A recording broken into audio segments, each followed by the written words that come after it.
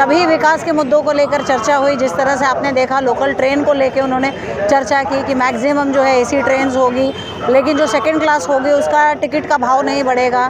उसके अलावा आपने देखा कोस्टल लाइन के बारे में बात हुई है, मेट्रो के बारे में बात हुई है, वाड़वन बंदर के बारे में बात हुई है, और उसके अलावा एयरपोर्ट्स के बारे में बात हुई है कि जो बहुत जल्द ही एयरपोर्ट स्टार्ट होने वाले हैं उसको लेकर बात हुई है। तो आपने देखा कि हमारे जो माननीय मुख्यमंत्री हैं उनका विजन कैसा है, एकदम स्ट्रेट, ना अपने टॉपिक से भटकते हुए, एकदम स्ट्रेट विजन रखते हुए उन्होंने सीधे मुद्दों की बात की है और विकास की बात की है। डेवलपमेंट का एजेंडा है। देखिए, कहना ये है आज के टाइम पे चाहे कोई भी मतदार हो, उत्तर भारतीय हो, कोई भी हो, सब भली भांति समझदार है और सब कुछ जानते हैं। खास करके अगर मैं वार्ड क्रमांक 16 की बात करूँ तो 16 में भी दो उत्तर भारतीय कैंडिडेट है, जेपी सिंह और बंटी तिवारी।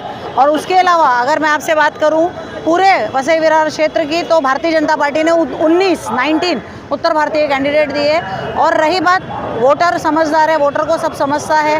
वो लोग, मुझे नहीं लगता बहुत ज़्यादा कास्टिज्म या जात को देख के वोट देते हैं, पर वोटर भी समझते हैं कि हमारा विकास कौन करेगा, उसको देख के वो वोट देते हैं। ये कहना, देखिए, ये है जनता का जोश जो है, पर मेरे हिसाब से कहना अति घाय है।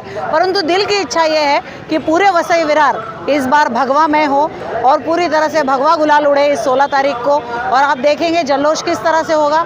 और आने वाले समय में ऐसा मेरी इच्छा यही है कि भारतीय जनता पार्टी का मेयर हो और भारतीय जनता पार्टी के यहाँ पे सत्ता का स्थापना हो, ताकि जिस तरह से नरेंद्र मोदी जी ने पूरे देश में विकास का मॉडल पूरे देश को, दुनिया को दिया है, उसी तरह से देवेंद्र फडणवीस जी ने महाराष्ट्र में जो विकास का मॉडल दिया है, वसई विरार में उसी तरह का विकास जनता यहाँ पे देख सके। मेरे यहाँ की जनता से यही कहना है, आपकी समस्या आज तक इतने सालों से अटकी पड़ी थी, उस पर कॉमा पे कॉमा लगते जा रहा था, या शायद फुल स्टॉप पे फुल स्टॉप ही था। परंतु अगर 16 के अंदर भारतीय जनता पार्टी का पैनल जीत के आता है, नीलेश चौधरी जी जीत के आते हैं, तो आप यहाँ पे यकीनन ग्राउंड लेवल पे विकास देखेंगे। विकास का जो टाउन प्लानिंग की तरफ से जिस तरह से विकास होना चाहिए, गटर, रोड, नाला, उसके अलावा बिल्डिंग्स को लेके, क्लस्टर डेवलपमेंट को लेके, हर एक तरह से आप विकास ज़मीनी रूप में देखेंगे।